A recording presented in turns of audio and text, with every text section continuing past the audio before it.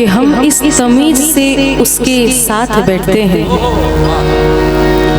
हम इस तमीज से उसके साथ बैठते हैं कि जैसे शाह के कदमों में दास बैठते हैं। हम इस तमीज से उसके साथ बैठते हैं कि जैसे शाह के कदमों में दास बैठते हैं। बस एक तू है जिसे दोस्त कहता हूँ मैं, बस एक तू है जिसे दोस्त कहता हूँ मैं, वरना तेरे जैसे तो मेरे पास 50 बैठते हैं। ये ऐसे दोस्तों के लिए जिन्होंने ऐसी हालत बना दी कि ना डूब सकते हैं ना उबर सकते हैं। बड़ी खूबसूरत सी लाइन है कि रास्ता ये एतबार का मोड़ा तो जाएगा, रास्ता ये एतबार का मोड़ा तो जाएगा, हमको किसी मकाम पर छोड़ा तो जाएगा। रास्ता ये एतबार का मोड़ा तो जाएगा, हमको किसी मकाम पर छोड़ा तो जाएगा। अपनों से टूट जाए या गैरों के हाथ से, अपनों से टूट जाए या गैरों के हाथ से, दिल टूटने की चीज है, तोड़ा तो जाएगा, तोड़ा तो जाएगा। आप ही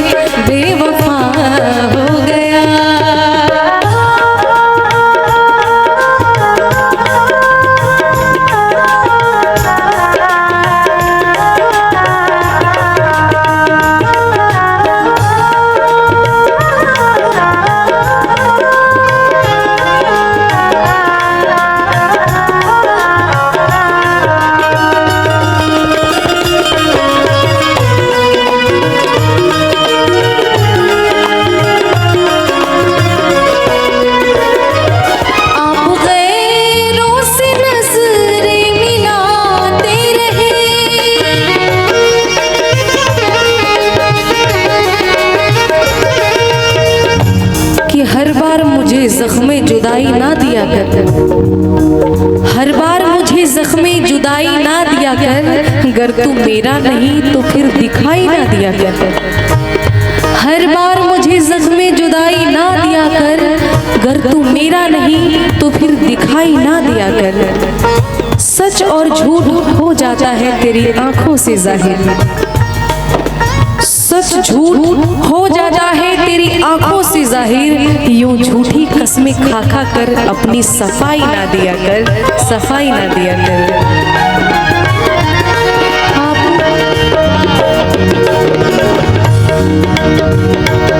आप गैरों से नजरें मिलाते रहे,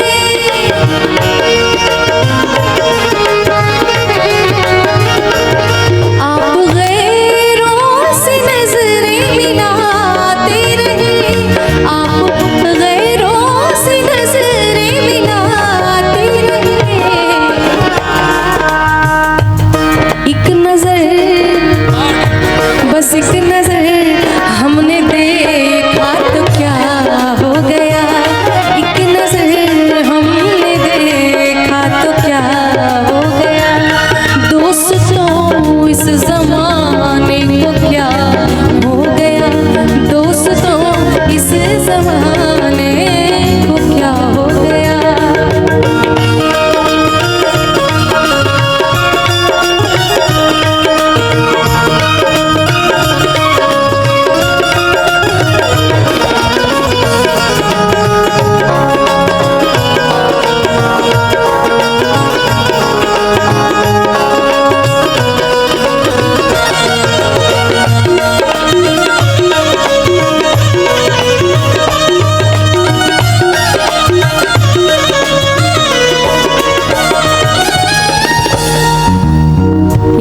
सौभाग्य है कि आप लोग हर विधाओं में मुझे उतना ही प्रेम देते हैं। चाहे गज़लों की बात करें, लोकगीतों की बात करें, भजनों की बात करें, आपने बराबर उतना ही आशीर्वाद दिया है। और अब तो शायरियाँ भी ऐड हो गई हैं। अगर मैं शायरियाँ ना बोलूँ तो फरमाइश आती है कि नहीं, एक शायरी तो ज़रूर होनी चाहिए। कि संगीत को सिर्फ सुनने से ज्ञान नहीं मिलता और मंदिर में जाने से भगवान नहीं मिलता। संगीत को सिर्फ सुनने से ज्ञान नहीं मिलता और मंदिर में जाने से भगवान नहीं मिलता। अरे पत्थर तो इसलिए पूजते हैं लोग, पत्थर तो इसलिए पूजते हैं लोग क्योंकि भरोसे के लायक इंसान नहीं मिलता, भरोसे के लायक इंसान नहीं मिलता। आदमी कोई पत्थर की मूरत नहीं,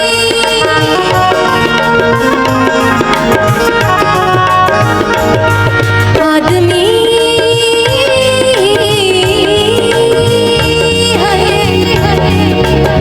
कोई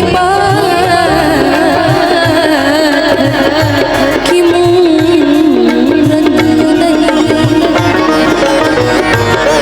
आदमी कोई पत्थर की मूरत नहीं, आदमी कोई पत्थर की मूरत नहीं। जिसको समझा मयूर वो जुदा हो गया, जिसको समझा मयूर वो जुदा हो गया। दोस्तों इस जमाने को क्या हो गया, दोस्तों इस जमाने को क्या हो गया, दोस्तों इस जमाने को क्या हो गया, दोस्तों इस जमाने को क्या हो गया। जिसको चाहा बेवफा हो गया, जिसको चाहा वही बेवफा हो गया, जिसको चाहा वही बेवफा हो गया।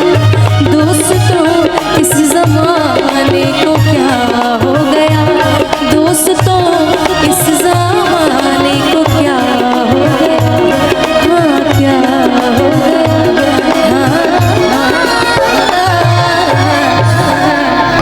हम प्यार में कान कहीं, हम प्यार में कान कहीं, उनका ही खबर नहीं थे। बरसेला नयन तड़पेला मन, बरसेला नयन तड़पेला मन, उनका तसर नहीं थे। हम प्यार में कान कईनी, उनका खबर नहीं थे।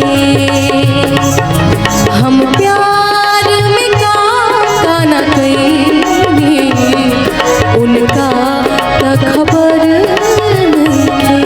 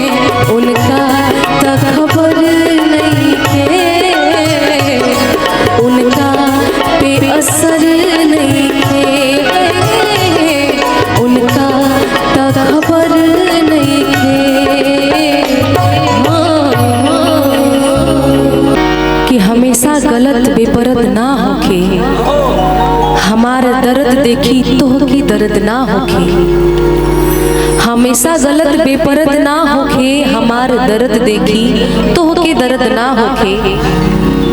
बाढ़ आई जिंदगी में ई बरसात से लागत रहे, बाढ़ आई जिंदगी में ई बरसात से लागत रहे, और तू छोड़ के चली जेब हमके ई तहरा बात से लागत रहे, तहरा बात से लागत रहे।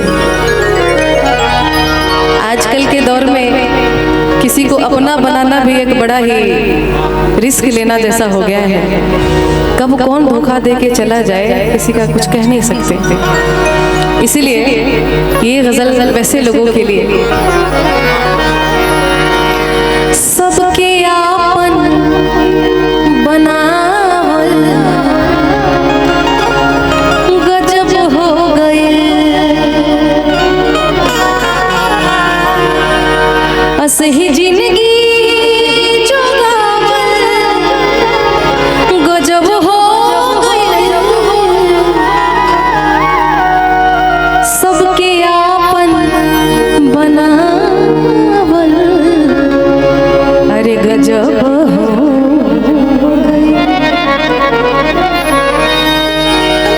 त सबके आपन बनावल गजब हो गए, सबके आपन बनावल गजब हो गए, असही जिंदगी जो गावल गजब हो गए, असही जिंदगी जो गावल गजब हो गए, सबके आपन बनावल गजब हो गए, सबके आपन बनावल गजब हो गए।